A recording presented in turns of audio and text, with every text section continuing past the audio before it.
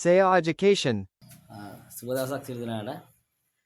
අද ඉතින් ඔයගොල්ලන් ඉල්ලීම් පරිදි VGA ප්‍රකාශන පාඩම පිළිබඳ පොඩි ගණන් ටිකක් මතක් කිරීමක් කරන්න තමයි හදන්නේ. දැන් ඔයගොල්ලෝ කමෙන්ට් කරලා තිබුණා VGA ප්‍රකාශන පාඩම කියලා දෙන්න කියලා. ඉතින් මේක ලේසි පාඩමක්. අපි බලමු මේ මුලින් ඉඳන් ගණන් ටිකක් හදලා පොඩි ගණන් ටිකක් හදලා එතනින් ලොකු ගණන් ටිකකට යන්න. හරි.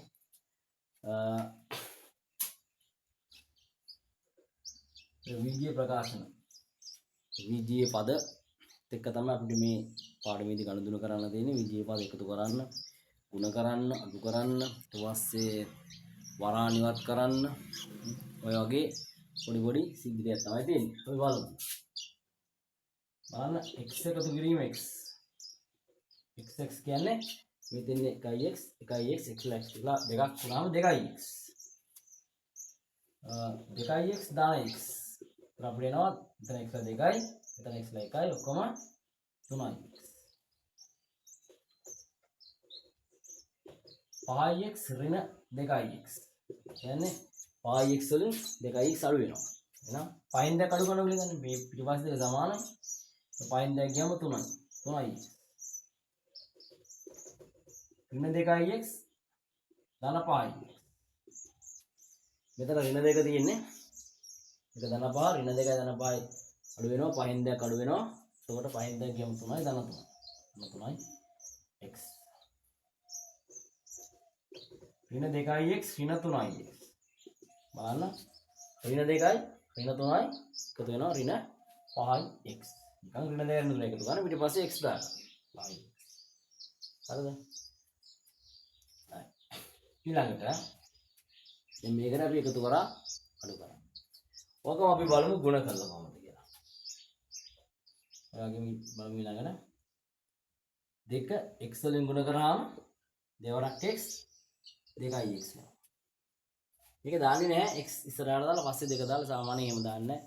මේ සම්මත ක්‍රමය තමයි ඉලක්ක මුලින් දාන්නේ.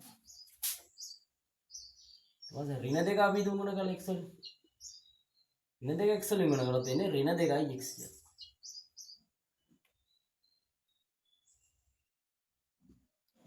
x ගුණ කරන y වලින් x y වලින් ගුණ කරාම මොකක්ද xy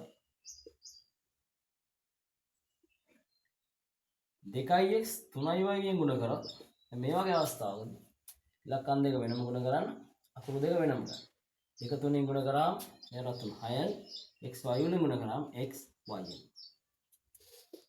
ඊළඟට x ගුණ කරනවා x ගෙන් x ගෙන් ගුණ කරනවා. දැන් දර්ශිකා කරගෙන. ඒතර x ගේ දෙවෙනි බලය. එහෙම නැත්නම් x වර්ගය. හරි. වරහන් කනලිය කොහොමද හදන්නේ කියලා. මොකද මේ වගේ තැනකදී අපි කරන්න ඕන මුලින්ම මේ වරහන් ඉවත් කරගන්න. එතකොට මේ වරහණේ කියන්නේ මේ වරහණේ එළියේ තියෙන ඉලක්කමෙන් ඇතුලේ තියෙන කොම පදරිය ගුණ වෙනවා. එකක්වත් මගාරින් නැතුව සීල. දැන් මෙතන පද දෙකක් තියෙනවා. මේ දෙන්නම මෙන්න මේ දෙකෙන් ගුණ වෙනවා. හරිද? අපි බලමු මෙහෙම. 2x වලින් ගුණ කරාම 2x. 2 එකෙන් ගුණ වෙනන්නේ මේ. දෙවරක් එක 2යි. අන්න උත්තර එනවා 2x ධන 2. ඊළඟට බලමු ඍණ 3x වලින් ගුණ. ඍණ 3 වරක් x ඍණ 3යි. 3 වරක් 2 6යි. ඍණයි ධන 6යි. එතකොට එනවා ඍණ 3x ධන 6යි.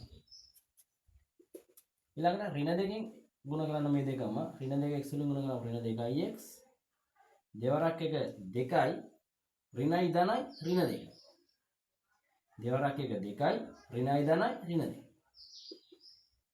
මේ දෙකෙන් ගුණ කරන්න ඇතුළේ දෙන්නම මේක ගුණ කරාම දෙවරක් 3 6යි x ඉන්නවා ඊට පස්සේ දෙවරක් 4 8යි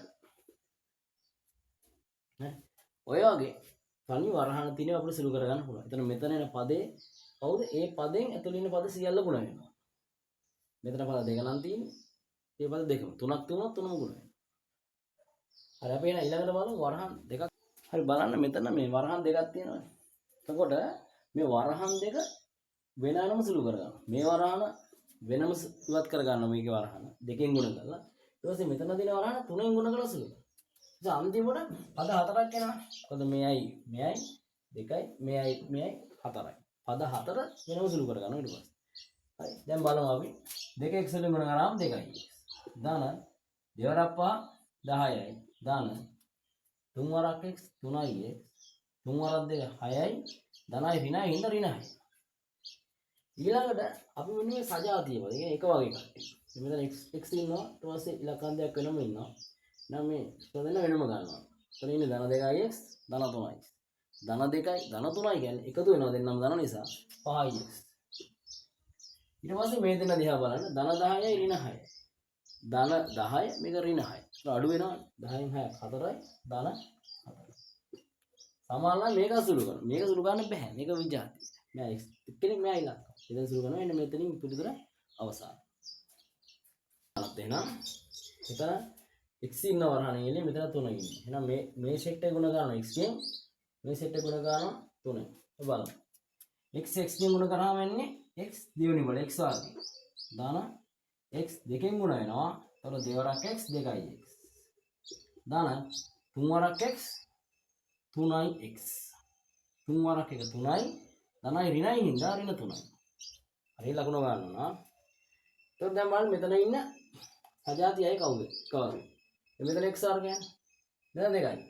මෙතන x එකයි මෙතන x වර්ගයක්. එහෙනම් මේ දෙන වෙනස්. හරි. මෙතන 3යි x ඉන්නවා මෙතන 3. අන්න 2යි x 3යි x මේ දෙන එක වගේ. එන්නම x තියෙනවා. මෙතන ඉලක්කමක් විතරයි ඉන්නේ. මේ දෙන්නම x ඉන්නවා මෙතන x වර්ගයක් තියෙනවා. එහෙනම් මේ දෙන්න විතරයි එක වගේ ඉන්නේ. නිසා මේ දෙන්න උත්තර අපිට එකට සුළු ගන්න ඕනේ. එතන සජාතියයි 2යි 3යි 5යි x. මෙතන ඍණ 3 මෙතන x වර්ගය. මෙතනින් යාර මේක සුළු කරන්න බෑ. මොකද මේ තුන් දෙනා විජාතිය. හරි. හරි. ඉතින් මේ විජය ප්‍රකාශන පාඩම අපිට නොආකාර ගැටලු තමයි තියෙන්නේ ආවරණය වෙන්න. මෙතන තව මොනවාරි අමාරු කොටස් තියෙනවා නම් ඔයගොල්ලෝ කමෙන්ට් එකක් දෙන්න බලන්න.